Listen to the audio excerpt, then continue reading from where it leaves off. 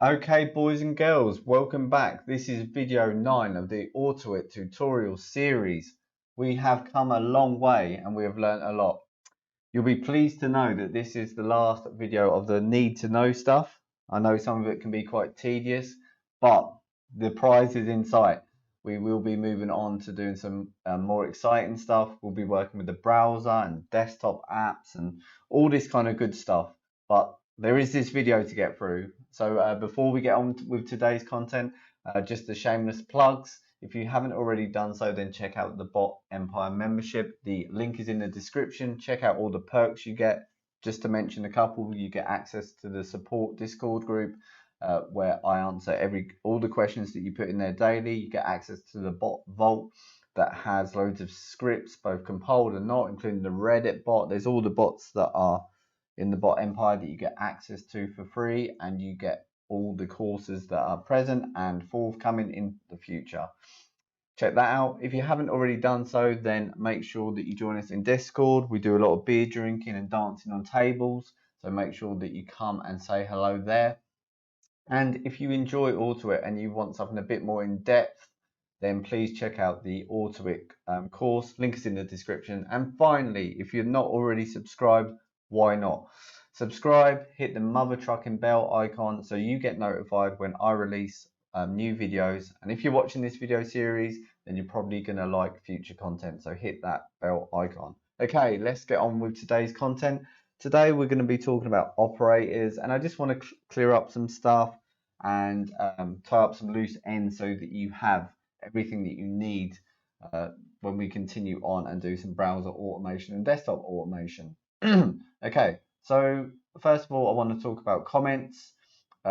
If you, for instance, use the semicolon after anything that you've put in, so this is a comment, and it will be treated as such. When you run your scripts or test them, then Autoit will not take this into consideration. So this is a comment. This is great. You should comment your code, so then when you go and have some beers and you dance on tables and you come back the next day and check your code, you know what the hell you were thinking at the time. So commenting is really good to do. You can also use this to comment out your code. So let's say you had two variables and you were about to do a test and you don't want to use this variable, you don't want Autoit to take it into consideration. You can put the semicolon in front of the variable or any part of your script and it will not run. It will turn green and yeah, you'll know that it's commented out. The last thing I want to talk about in with comments is that you can, let me just comment start. Let's do it how it should be to start with.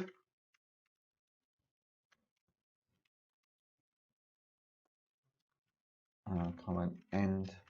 Okay, so if you want to do multi-line comments, you can use the hash.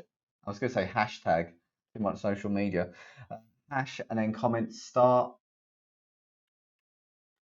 Okay, and then you can do a comment end, and then anything that you put in between here will act as a comment. So this is good if you want to make some larger notes on a part of your script.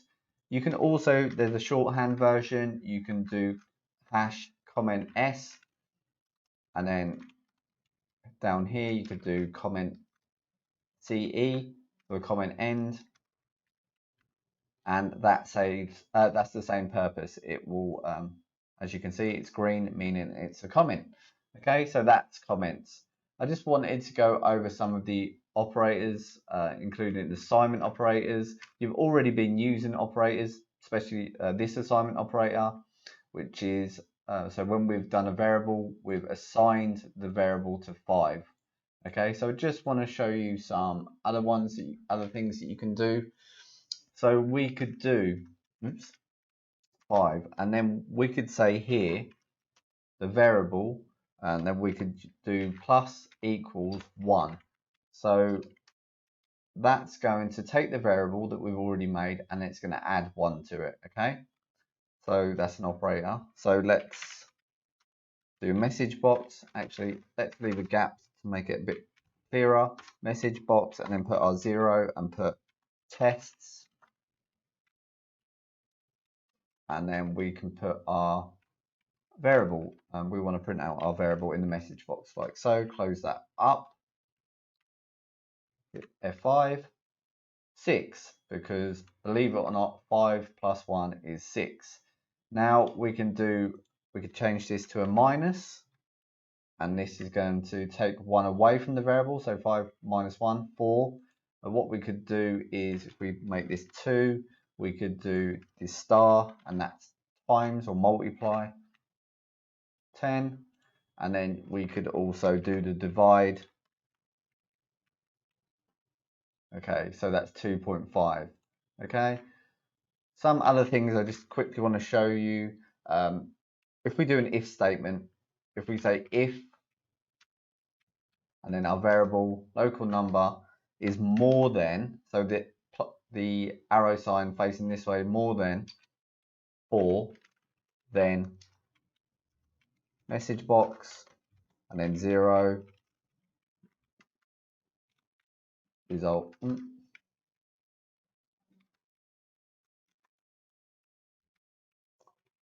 Yep. Yep, this is correct. Okay. Close that up, and we'll end the if. Okay, so let's see. So we're saying if this variable is over 4, then do this. And message box, always doing that. If, then end if.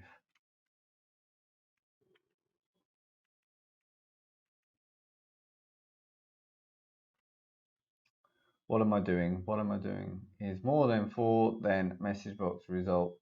This is, I could just put the thing in there, end if.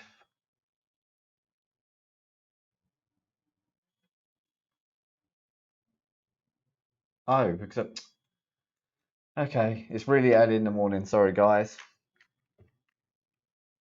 There you go. I had the variable assigned twice with the same name, and the second assignment wasn't over 4. Okay, so what we're saying here is if this variable is more than 4, then do this. Okay, so we could do less than, which is this symbol, so it's the arrow facing the other way. So if this variable is under 4, then do this. So this wouldn't run. So what we could do, we could put else if, or we could just do else, because else message box 0, and then we could put result 2, and then we'd say nope, doesn't matter, just for this test what we put, just so you get the idea. Okay, so it's nope. So it's gone if this number is under 4. So if this variable holds the number under 4, then do the result. Yep, this is correct. Else, if it's not under 4, then print this out. Nope. So this is not under 4. Okay. So we can do under, that's over, under or equal to. Okay, that's another one that you could use. Of course, it could be over or equal to. The one that I just did, sorry, was under or equal to. Okay, you can just use straight up equal to, and that can be used with a string as well. Okay, a couple more that I want to show you is you can test if 2 values are true as well. So we could do, let's make another variable, let's call it local second number number equals 10. So what we could do here is we could say if this number is more than 4 and second number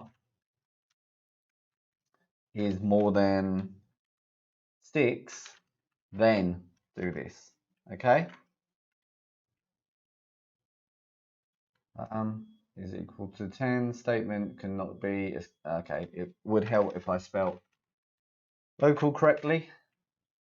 Okay, so it's evaluating if two things are true, which is really, really useful in what we're going to be doing. So if this variable is more than 4 and this variable is more than 6, then run this. Else, if that wasn't correct, then, so for example, let's do that. See, then it says no, because this this is not true.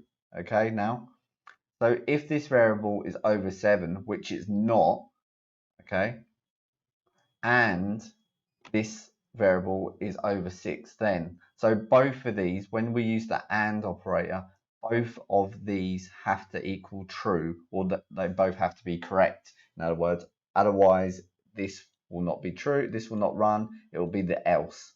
I hope that makes sense. Another one that we can use instead of AND, so if we, with AND, both of these have to be true, both of these have to be correct. Okay, but what we can do instead, we can say OR. Now, if we use the OR, that means that only one of these statements have to be true. Okay, so we can go back to this, the 7, okay, or the second number is equal to over 6. Now let's see what happens. It's going to put, yep, this is correct, because even though this part of the statement is not true, okay, this part of the statement is. So we're saying or. So with the and, they both have to be true. With or, only one part of the statement has to be true. So this number is true, okay? And then there's also the not operator, which if something is not true, okay, so you could just use one. If you just wanted to evaluate one statement, you could use the not operator, which is not, which is not, not, okay. That's about it. I just wanted to show you some of the operators and assignment values that we're going to use. This is just basic stuff, okay, that I wanted to show you, because we're going to be using these kind of things all the way through our script. So I just wanted to tie up the loose ends with operators. You have learned enough now for us to start moving on with browser automation and with desktop automation. Okay, some of the stuff you might be thinking, well, how is this useful? How does this really work in real life?